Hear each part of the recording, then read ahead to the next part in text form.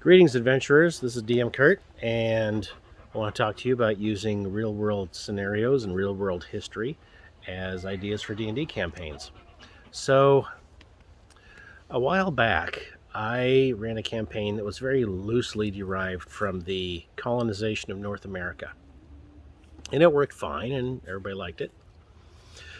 But a few weeks ago, somebody asked me, hey, how would you run a campaign that was based on the war in Afghanistan? And I thought about it, and mechanically it'd be really easy to do.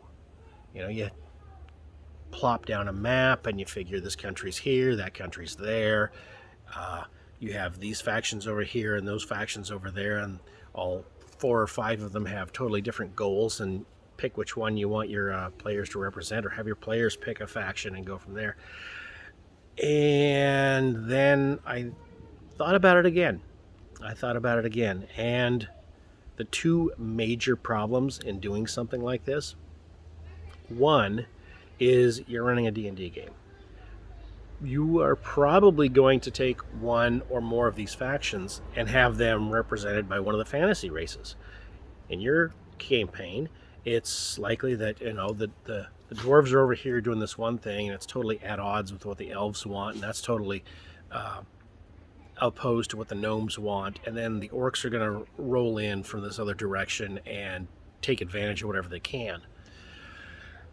Yeah, people are going to see what you're doing, and they're possibly going to interpret it very badly.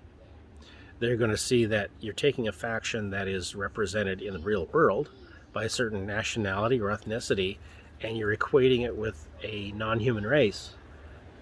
So you kind of see where that's a problem. It's going to come across very poorly, possibly offensively so.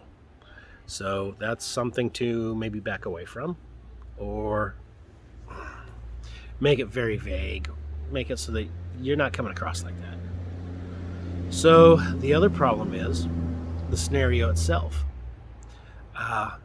We got to remember that if we're playing as righteous heroes, that we don't end up having games where we glorify evil people. And we got to recognize that maybe if we're playing games where